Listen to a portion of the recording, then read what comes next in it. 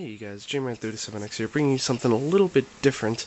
If you read the title, which I'd imagine you did, you already know what this is. This is, not only is this the first unboxing, or the first in real life video I've done in, well, the only one that's currently up. I did a couple, back in the day, but this is the first one I've been doing on, I guess, the second or third, reincarnation of my channel.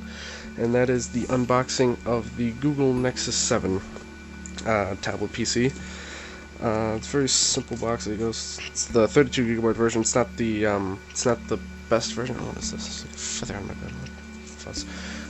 Yeah, it's not the best version, but yeah, please excuse any like kind of amateur sort of things going on here. But you know, considering this is the first time I've done a video like this, I'm trying to do it a la Ashen's. Huge fan of him, but oh, sorry, making sure I drink a lot of fluids. I'm still kind of sick, but anyway, let's get right into it here. Slip off the little slip cover here. My cat's also like right up there. So if there's any movement, that's him. So take off the first layer. I guess we could look at this box a little bit, just so it shows some basic thing. I hate this stupid orange light on this thing to cover that up. Yeah, this basic stuff is the sad onion on here. I actually don't see the sad onion. That's unfortunate. It will be missed. Anyway, you get this little box here. Just slip off the top there, and then you're presented with the tablet. Of course, normally this is all wrapped up. This is, as I've mentioned in my previous video, this is not the first time I've opened it, obviously. I'm gonna get this out. I wanted to have some experience with it, and there's no way I could wait, you know, to open this, because I was so excited to get it. This doesn't have one. Come on. There we go. There you go. There's the tablet. It says Nexus right on the back, in case you forget what you're using. And yeah, I also have a screen protector on here, but we'll get to that later. First, let's see what other goodies come in the box. Open the secret compartment. Some manuals. There isn't really like an explicit instruction manual. There's this little piece. This stupid light is the worst. It's just this little piece of paper that tells you like how to turn it on, I guess, where the stuff is, how to charge it, all that stuff. It doesn't really come with an explicit instruction manual, but at the same time, it's kind of self-explanatory. As the warrant booklet thing. None of that stuff is too important. Get that stuff out of here. And then you have the other things arranged in a fashion similar to this. I don't know if this is exactly it, but you have the charging cord here, USB to mini USB. Mini USB being the port that's on the tablet itself, right there at the bottom. See it shining with the stupid orange light. And here's the the plug itself. It is recommended that you use these ones because it supplies the proper ampage, I think, wattage, something along those lines. You can charge it obviously through just plugging it into a computer directly with that, but that isn't recommended because it does charge incredibly slowly, and unless it's off or asleep, you're going to be losing charge. Just a moment, let me actually hook up the charger, because it's running a little low.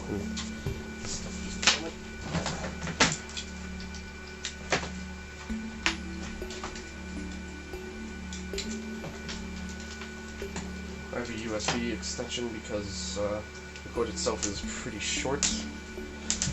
There we go. Plug it right in. There we go.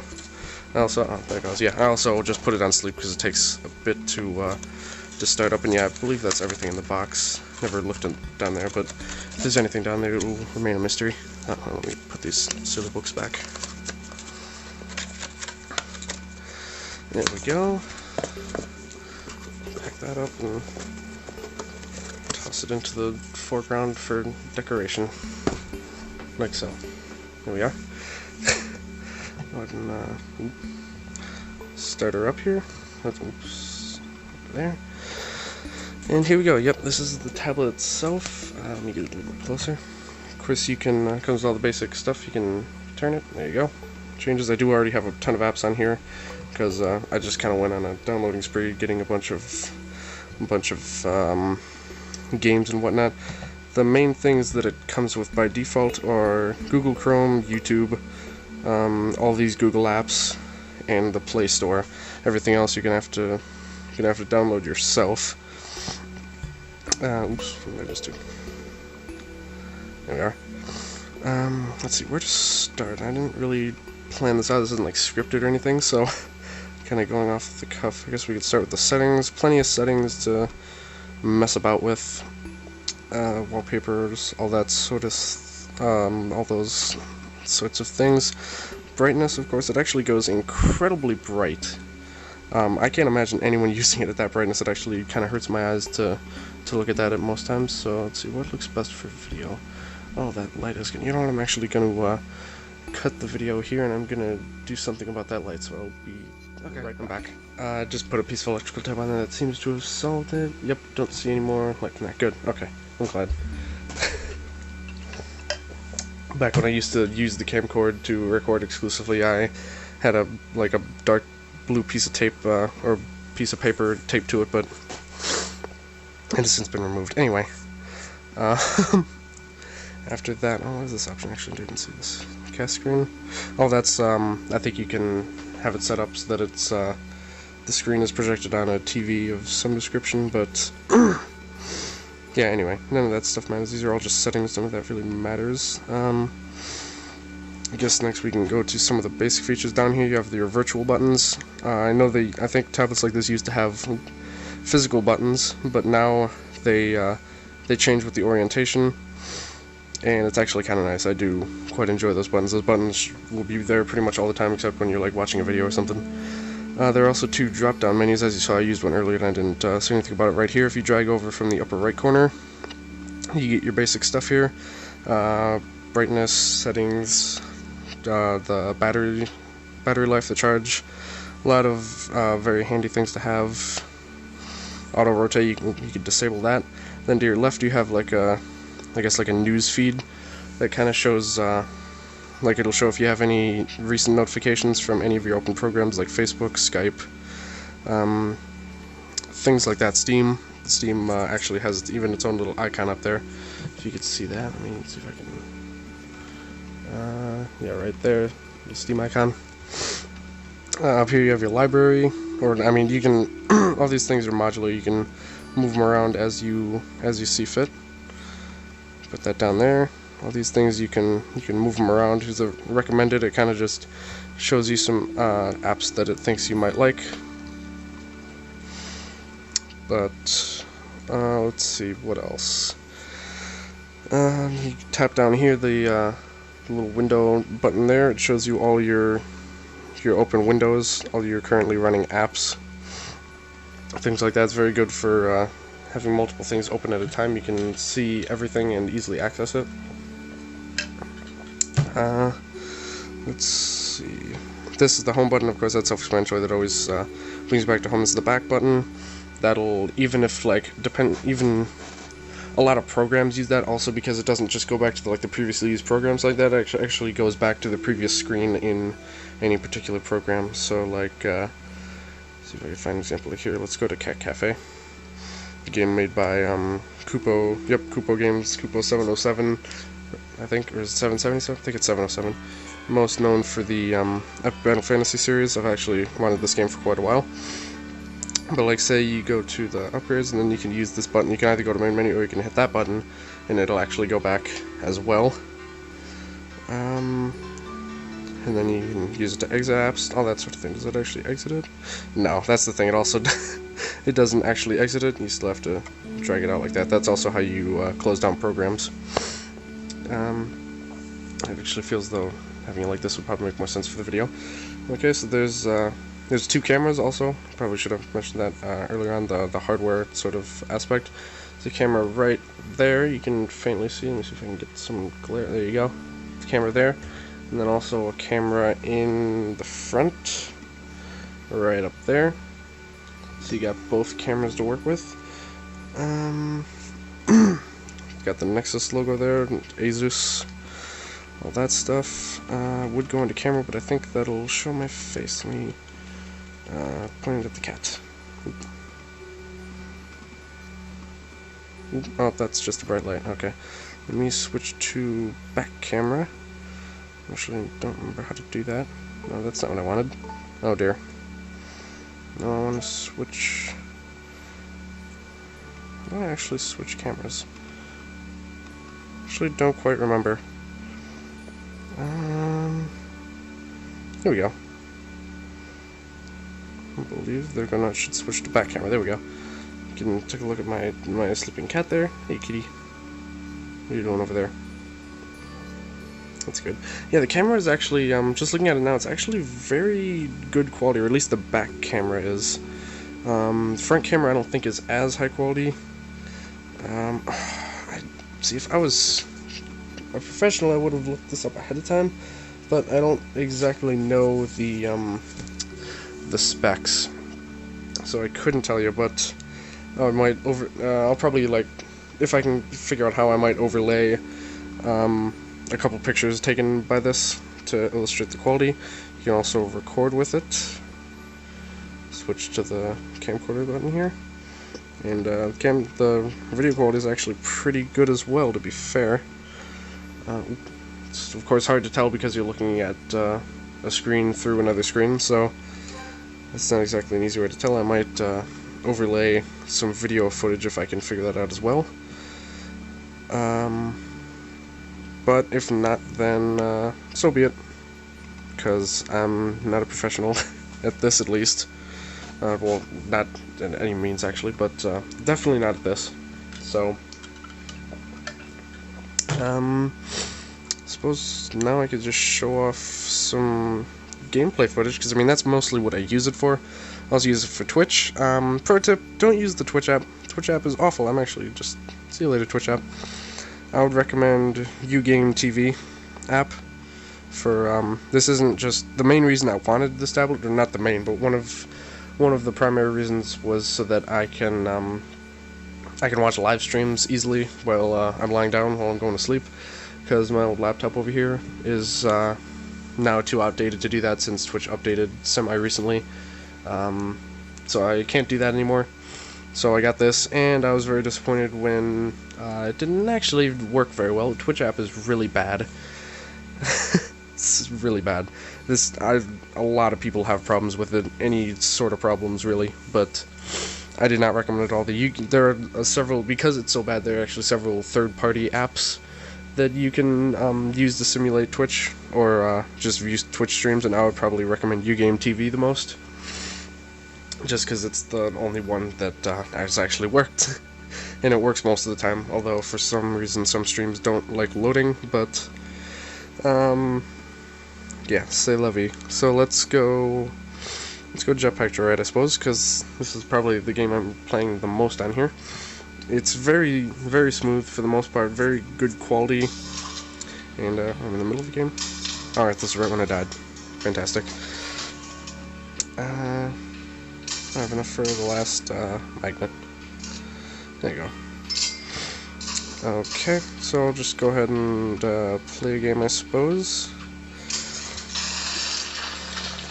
As you can see, it's very smooth, very very responsive. I don't really notice any problems. Well, there is one slight problem, and I use the term slight sarcastically because it's a pretty significant problem, but I don't notice it all the time, and I'm not sure exactly what... Let me turn this down a bit. I'm not sure exactly what causes it, but sometimes, basically, I didn't notice it so much in this game than I did for other games or other programs, or even just like the YouTube app, or like the keyboard that you type stuff in on. Sometimes it doesn't register your taps, and I know this is a problem a lot of people have, and I can't really replicate it because it only happens, it seems, when it feels like it. I couldn't tell you why it happens, or when, or anything like that. I have no clue. But yeah, sometimes it just kind of ignores your taps like they didn't even happen. And it's a pretty, when it happens, it's a pretty significant problem. And I don't know if it's a software or a hardware issue. Considering it hasn't been fixed yet, I really have no idea. some people say it has been fixed, some people haven't. It's all over the place. There's really no consistency to it. But okay, that's enough of that.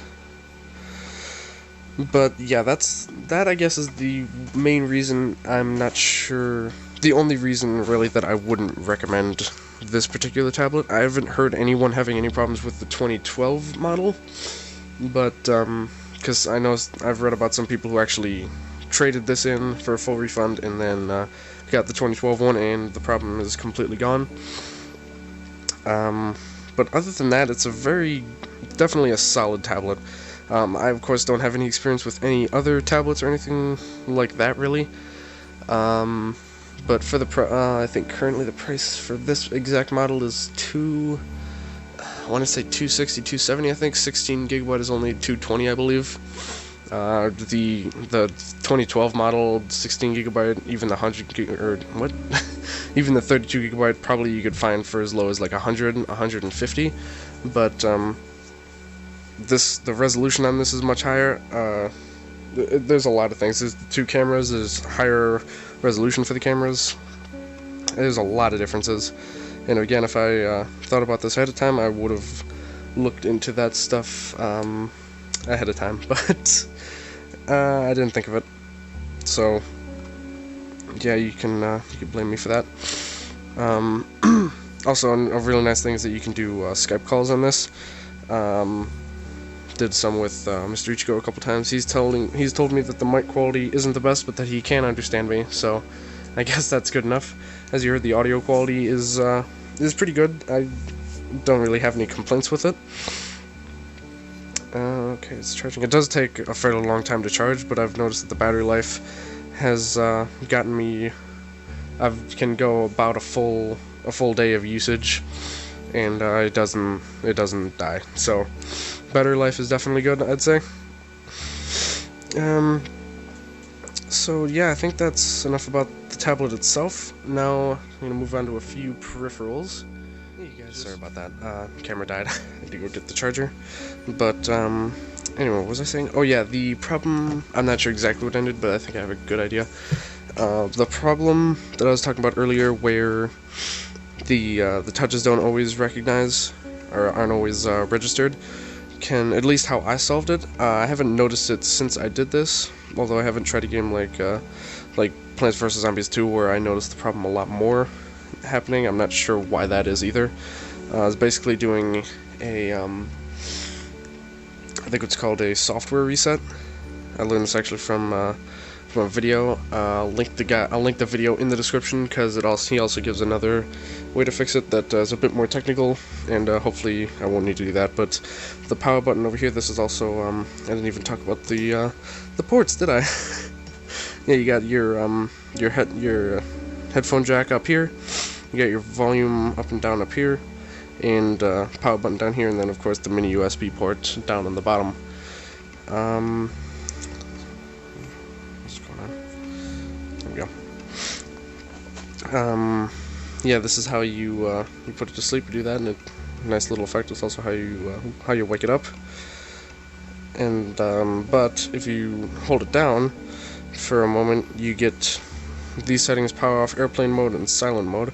I didn't actually realize silent mode was a thing, so that's a handy little thing there. But if you hold it down for quite a while, it will shut down the machine, and it will also I guess reset something. I don't actually know the exact technical implications of it, but yeah, that, at least for me, for what I've seen, that seems to have solved the problem. So there's that. But yeah, I think that's everything I wanted to cover on the tablet itself. I guess I do go to the screen protector. I honestly don't remember exactly what brand this is, so I apologize for that. I'll probably link it in the description if I get around to it. I don't know. It's not that important exactly what brand, because I mean, for the most part, a screen protector is a screen protector. But I do recommend that you get one, I believe, because not only this one obviously protects the screen, it's also anti-glare. If you notice, there's not as much glare on the screen as you might see in other videos. It's scratch resistant, fingerprint resistant, and also I noticed that sliding my finger around on it, it's a lot smoother and a lot easier to do, which is good for a lot of games and apps and things like that. So there's that. Styluses are something that I know a lot of people use for tablets, but I personally don't. These ones in particular, I don't know the brand exactly, but I don't really think they're necessary for tablets, honestly. They're like, I can understand for smaller screens, but even these styluses aren't really useful for small screens because they're pretty big tipped, as you can see.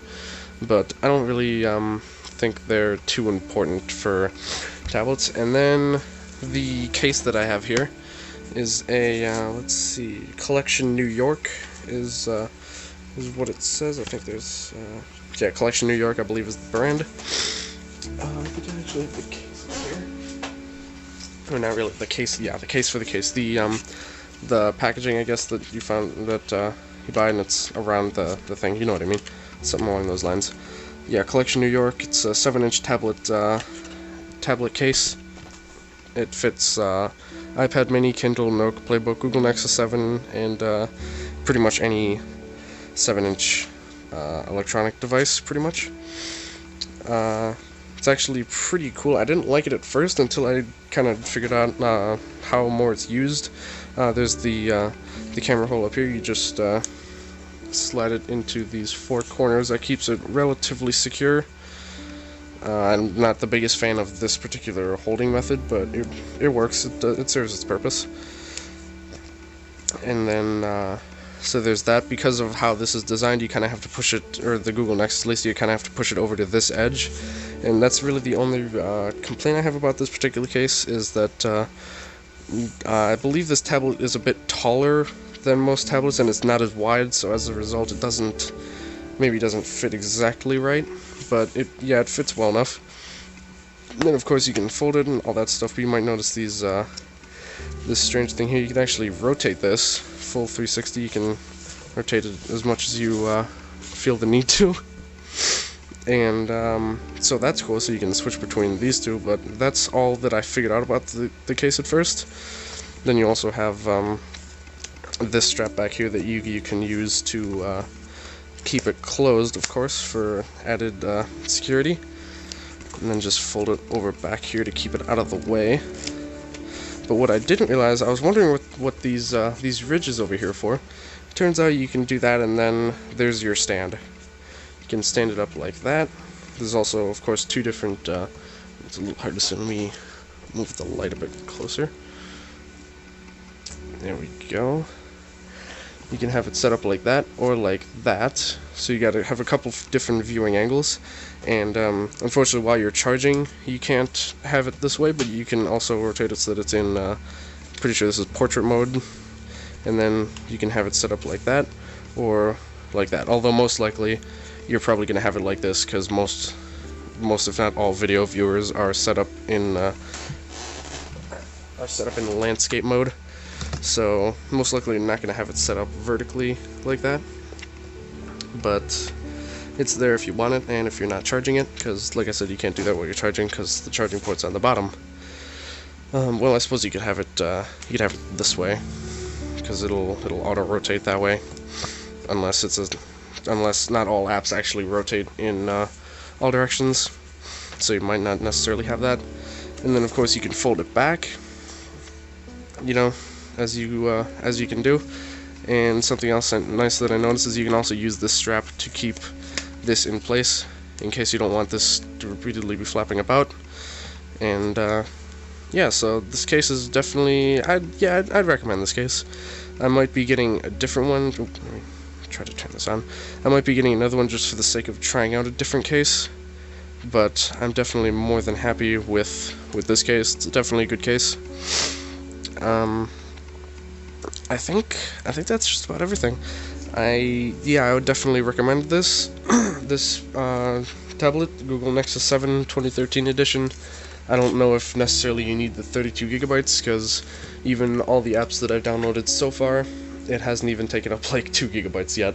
So you would probably be perfectly okay with the 16 gigabyte version, which would also save you a fairly good bit of cache. And so yeah, I think that's everything I wanted to go over. So thank you guys for watching this relatively lengthy review unboxing video. If you like this video, please let me know in the comments. Also, you know, like the video, subscribe to my account, or to my channel and all that good stuff, because I would honestly be kind of interested if you guys would like to see more things like this in the future. I don't have anything else currently that I can really unbox that I can think of, at least not that I got for Christmas, but definitely in the future, if you guys enjoy this, then I will consider, I probably will either way, but I'll know that you guys are interested in other unboxing videos whenever I get my 3DS. I'll definitely do an unboxing for that, and first impressions and that sort of thing. Yeah, thank you guys for watching, and I will see you guys later.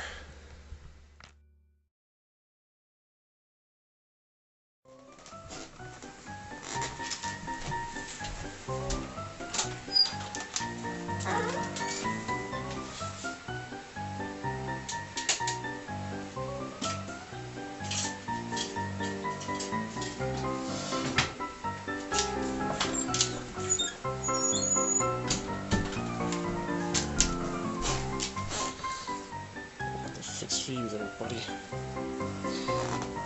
There's no electrical tape never hurt anyone.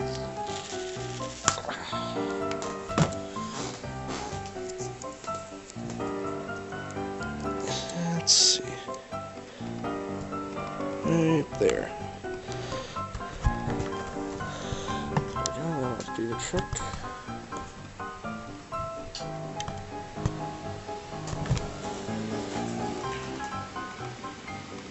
Yes, there we go. Okay.